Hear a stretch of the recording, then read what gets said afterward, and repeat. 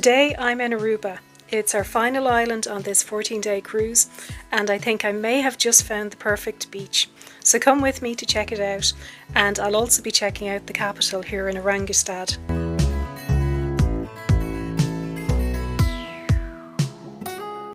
Good morning from Aruba. It's day 12 of the 14-day trip. It's our last port of call. It looks like it's going to be a very nice day. Unfortunately, we only have a pretty short day in port. We're due to be back on board by 3:30. So, time to make the most of the day and go find one of those fantastic beaches. Today I've decided to do my own shore excursion. So I've done the research and I'm going to be making my way to Eagle Beach, and after that I'll explore the capital. So as I left the ship, my first mission was to find the I Love Aruba sign. Now that's just a short walk from the cruise terminal exit. Basically, once you exit the terminal area where there's various stalls and so on, you just turn to the left and it's just a short distance along there. In the opposite direction is downtown, and that's where I headed to get to the bus station.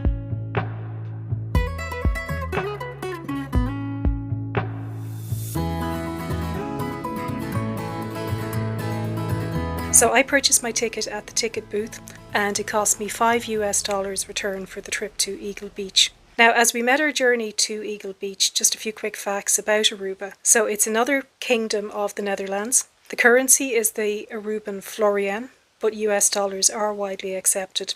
And today I used a combination of both cash and credit or debit card, so that's all perfectly handy. The big claim to fame on this island is that it's famously known as One Happy Island, and I'm really pleased to report that that's definitely the sense that I got after a day spent here. It's a relatively small island, and there are 4 languages generally spoken. So there's Dutch, there's the local dialect Papiamento, also Spanish and English to a lesser degree, but plenty of people do speak English, so there isn't a problem in communicating. Although I was making my way to Eagle Beach, I did actually notice en route that there appeared to be several other beach areas that were quite a bit closer to the cruise terminal, and I saw several people who appeared to be walking there. Now, I chose to leave the bus at the bus stop close to the Amsterdam Manor Resort at Eagle Beach, and from there I crossed the road and there were plenty of concession stands available where loungers and umbrellas were for rental.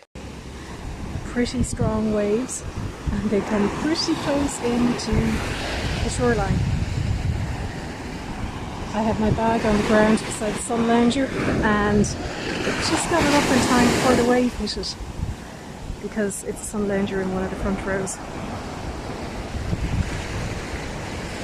So the cost for 2 people is $40, 2 sun loungers and an umbrella. Me being solo, the price was $30. So that is unlimited for the day. Although given that it's a short port day, I probably will only spend a couple of hours here.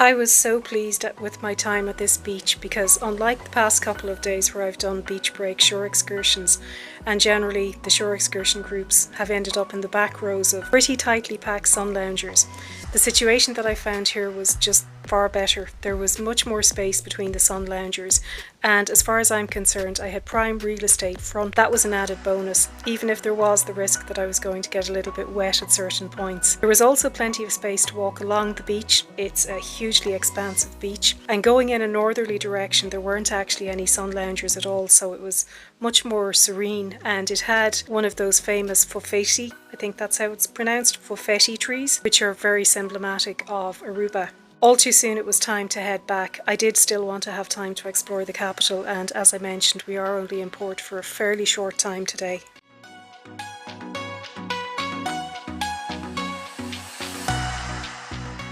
Once back in town, the next part of my DIY shore excursion day was a pretty cost-effective measure.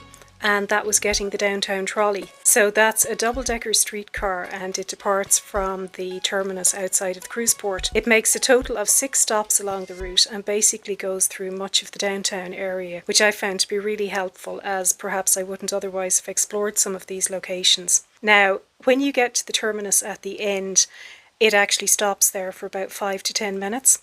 But do be aware, because if you've had the benefit of sitting downstairs in the shade, there are plenty of vultures waiting on the top deck to come and take your space if you get off. As you can guess from my comment, yes, I ended up having to sit on the top deck without any sunshade for the return journey, and it was blisteringly hot. Now, it's an entirely free facility. Obviously, gratuities can be provided, and I have to say the tour guide on board epitomised the happy people of Aruba.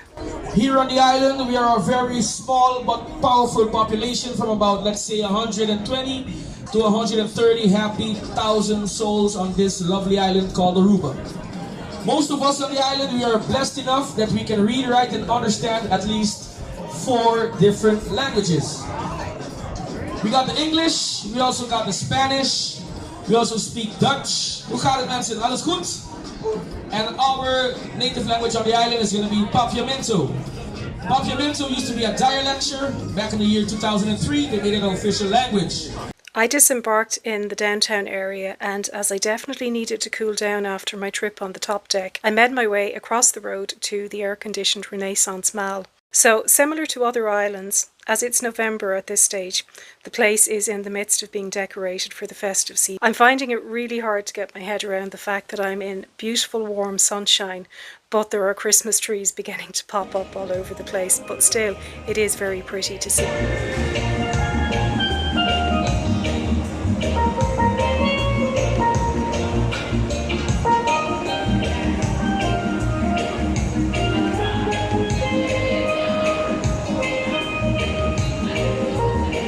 At the opposite end of the mall, it took me out to the street which is closest to the waterfront. Now, just one thing to point out in this particular area. What you're seeing here is actually the location belonging to the Renaissance Hotel, and they actually have a situation where you can book a trip to their private island where there are flamingos. You can get up close with the flamingos and you can actually feed them. There are limited spaces for hotel guests, and as far as I know, they're actually released on a weekly basis, so you need to be really quick to book online once those spaces become available. I did consider doing this, but honestly, being my first time to Aruba, I felt there was plenty more to explore on the island without actually doing that.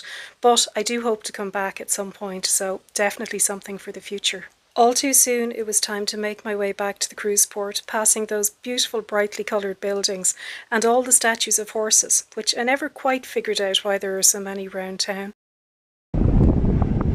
It's just gone 4 p.m. We were due to be all aboard at 3:30 in order to set sail at 4. There seems to be 6 people unaccounted for. It's the first time we've potentially had pier runners on this trip. It is unusual that we're leaving so early, but that is presumably because of the distance back to Fort Lauderdale, so it's over 2 days sailing to get there.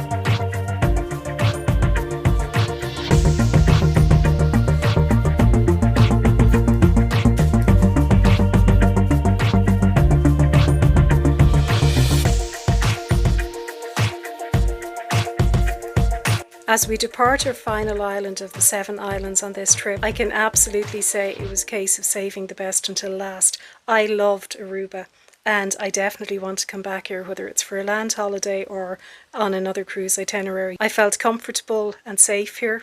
Now obviously you do always still have to remain vigilant, but it was just such a lovely experience. As evening rolled around, it was time for another show in the main theatre, and this time it was a guest performer called Colin Barkel. Now, he did an unusual mix of his own brand of rock and roll, kind of sometimes with a country twist, and then he also broke into Irish dancing at various stages, because apparently, as well as being a vocalist and musician, he's also a champion Irish dancer. Keep on learning, rolling on the river. Well, the penthouse tears keep flowing when the desk clerk's dressed in black, and they've been so long on lonely street, will they never look back? I've been so lonely, baby. I've been so lonely.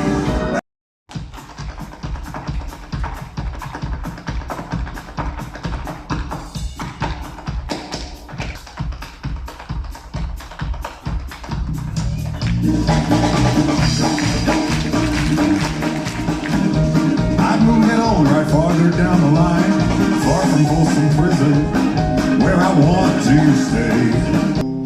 Shall I stay? Would it be a sin? After the show, it was a late dinner for me, going to one of the specialty restaurants on board again. So it was back to the Italian, Sabatinis, and this was my third time there. I think at this stage it's edging towards being my favourite of the specialty restaurants on board. Before turning in for the night, it was fun to watch the activity in the piazza, and it was really lovely to see some of those older couples dancing the night away to the very talented sounds of Excite, the party band on board. As I've mentioned a few times before, I find this band just really good. They're so versatile, they can do a whole range of music and styles.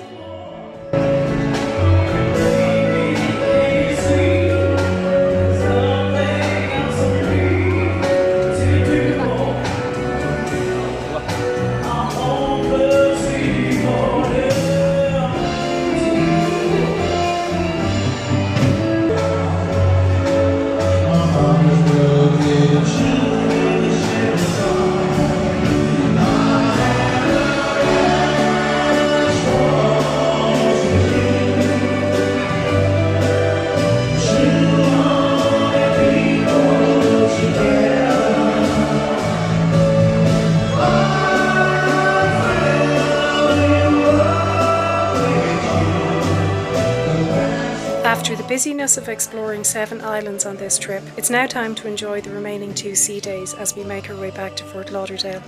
I hope you'll join me in the next and final episode in this vlog series, where I'll show you what those 2 days have been like. Where Princess cruises really go into overdrive with all kinds of celebrations for the finale of the cruise. For now, as always, thank you so much for watching, and as usual, if you'd like to stay up to date on another episode or more vlogs, please consider subscribing to the channel. Bye for now.